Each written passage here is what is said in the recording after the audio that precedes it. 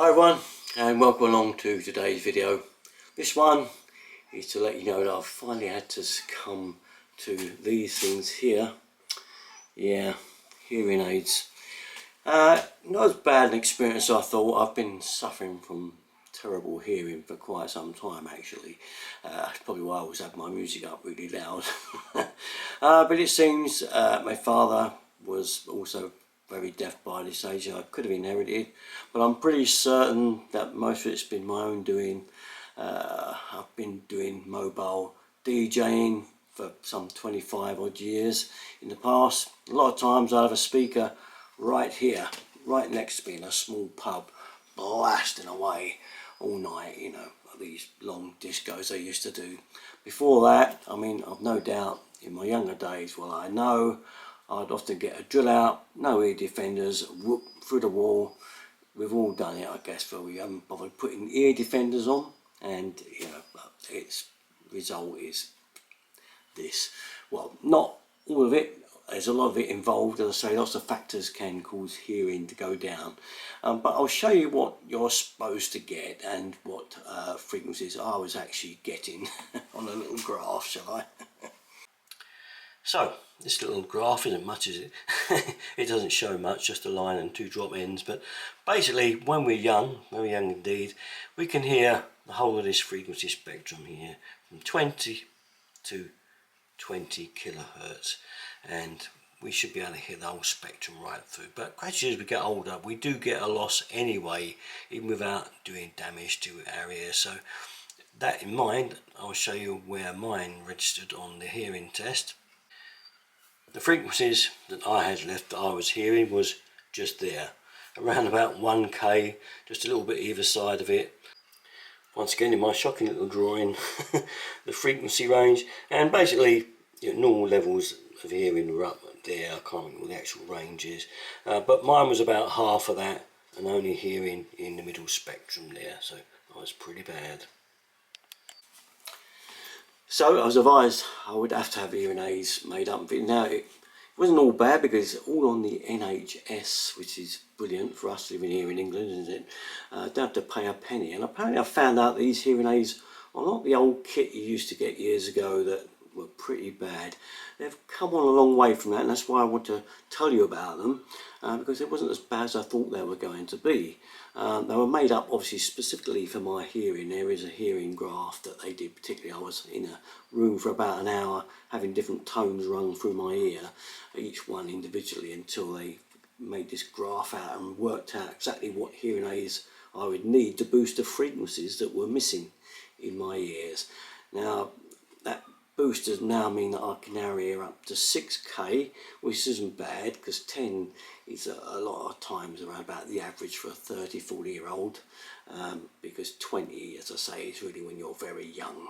So if you can get 10, even 15, you're doing really well. So 6 was good for me, and backwards down the bass end I was doing a lot better again down that end once I put these hearing aids in. Now so they were tuned up, and I went to fit them, went back to the shop to have them fitted, and they put them in. And now the first effect when you put these things in, as if someone has actually got hold of the volume control on your amplifier and turned it all up. So it's like what you heard at half level is now full volume. So at first it's kind of a shock. It's like, whoa, you know, I don't know if I'm going to be able to do these. But after a while, you've got to wear them gradually in, a bit at a time, bit a day, each day wear them in a couple of hours, 3 hours, and try and extend it. But I haven't got them in at the moment, as you can see, because I'm doing a video. I don't want to stuff them in there. They're on the table there. I'm having a couple of hours rest from them at the moment. But as you wear them in, so you can kind of get used to the higher level of sounds. So what's the problem with them? Well, the main problem has always been background noise. It picks up absolutely everything. It amplifies everything, and because of that, it does mean that you can still lose sounds in a conversation. But I'm pleased to say there is now an app that goes with these hearing aids now. They've come on a long way, which means the microphone on the front can now be turned between an omnidirectional microphone that picks up all round, or a directional one straight ahead, which is very handy indeed. Now, so if I show you the app, you'll see what I mean. And it's also got rather nice volume control on there, so you can actually bring it down a little bit more if it is uncomfortable from where they say. So in bringing these up to the 21st century, here is the app on my phone, and I've got it set for the hearing aids at Universal at the moment, and I've got the volume control here, which is good because I don't have to have it too blasted into my ears. So obviously you want it louder, that's the aim of them, so don't want that too low, but I'm trying to wear them in at the moment and bring it up gradually as we go. One thing I really like, as I say, is spatial configurator. This is the thing I was telling you about, where you can actually have a directional microphone effect on the hearing aid. It kind of makes the hearing aid focus in on the person you're speaking to and reject all the other frequencies around you. You can narrow that band right down, so that if it's really bad, you can kind of close all the frequencies down around you, all the sounds I should say, and just concentrate on that one that you're speaking to. This really does help in the noisy environment situation. I find it really useful, and obviously you can have them all as well, and you can set it, as you can see, to any one you want. So pretty useful. I mean, if you just wanted to listen to what someone was saying on the side without looking at them and tune into their conversation, that's also handy. And if someone was talking behind you and you thought that sounds interesting, you can kind of nosy in on that as well, kind of. And people won't know you're hearing behind you, will they? How can that work? He's got hearing aids, he must be deaf. Right, that's enough of that. Back to the main screen. If I push Universal, you get a noisy environment anyway, which is really good as well. It does try to condense down the sounds of jukeboxes and things like that, the sounds that you really don't want, so it's very good at that as well. Found that to be quite useful.